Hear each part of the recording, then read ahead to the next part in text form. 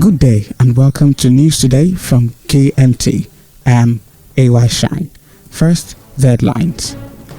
Fight poverty, killings and not power shift, NLC tells Nigerian governors.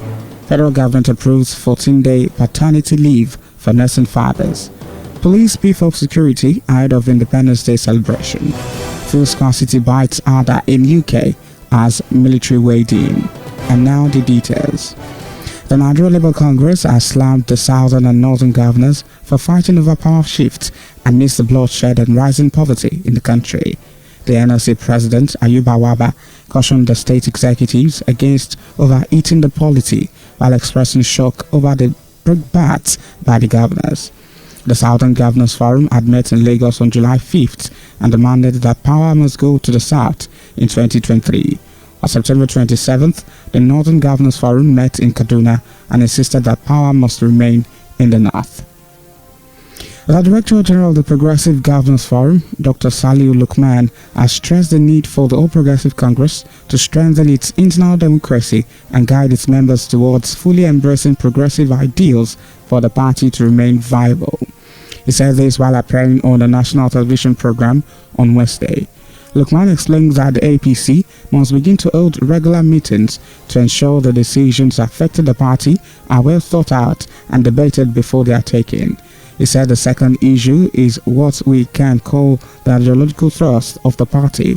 This is the party that was envisioned to be progressive. What it means to be progressive has to do with the capacity to issue related matters of governance, politics and decisions in a way that is in the best interest of the people. The Senate has commenced moves to stop processing delays and illegal charges on cargo transport by freight agents in Nigeria. The decision to end multiple charges on cargo processing and transportation was reached by the upper chamber in a resolution following consideration of a motion during plenary on Wednesday. This was sequel to the consideration of a motion titled "The Need to Streamline Import and Export Cargo Processing in the Aviation Sector," sponsored by Senator Bala Ibn Allah Kebbi South. The Senate accordingly mandated the Joint Committee on Trade and Investment, Agriculture and Rural Development, and Aviation and Customs to summon stakeholders and freight agents to come up with an acceptable template of processing Nigeria's imports and exports. The Federal Executive Council has approved the introduction of 14 days paternity leave for public servants in the new public service rules. Head of Service of the Federation, Folashade Yemi Eson, briefed State House correspondents after the FEC meeting presided over by Vice President Yemi Osinbajo on Wednesday at Presidential Villa Abuja.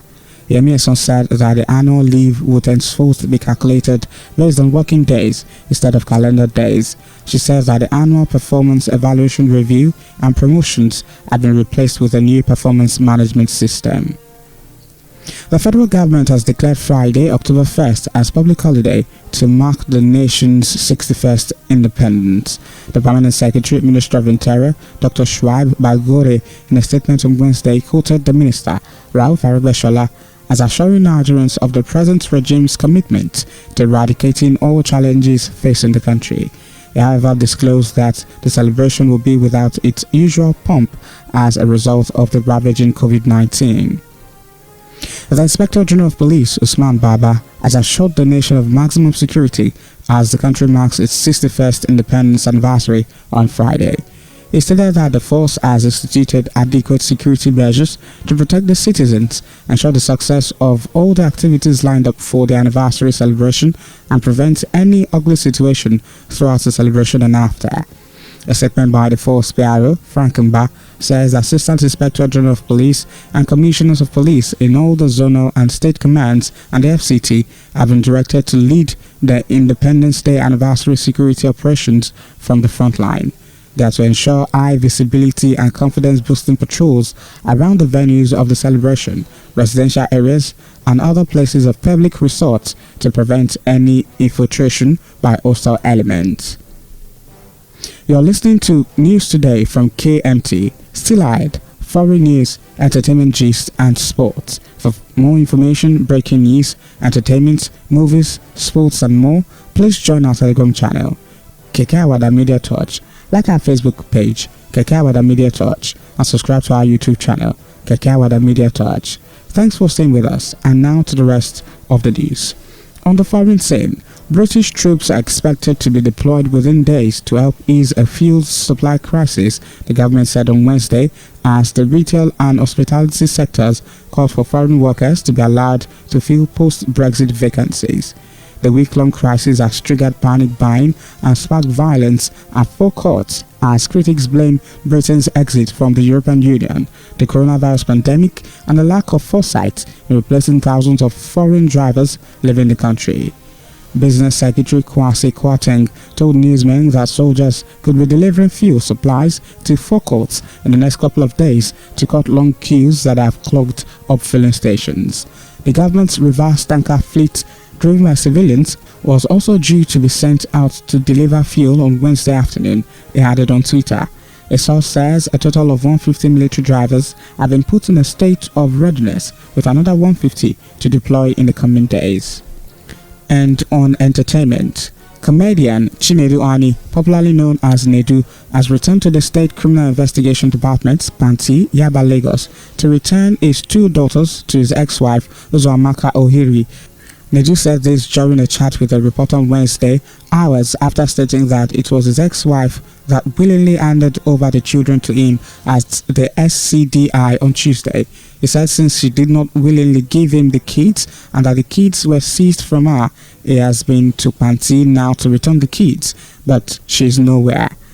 However, one of Uzoamaka's relatives told newsmen that she had been hospitalized and had also been invited by the Lagos State Ministry of Justice. And on sports, former boxer Jerry Okorodudu has backed British-born Nigerian boxer Anthony Joshua to bounce back after his defeat to Alexander Usyk by unanimous decision at the Tottenham Stadium in London on Saturday. Joshua was outclassed for most of the fight as he lost his IBF, WBA and WBO world champion belts to the Ukrainian after the fight. However, Joshua is expected to invoke a clause giving him a rematch. Okorodudu said he believed that the former champion can bounce back and defeat Usyk in a rematch. To end news today from KMT, a recap of the major stories. Fight poverty, killings and not power shift, NLC tells Nigerian governors. Federal government approves 14-day paternity leave for nursing fathers. Police beef up security ahead of Independence Day celebration.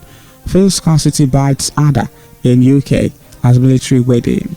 That's KMT News Today, as edited by Adekunle Adewumi, brought to you by AY Shine. Thank you for listening.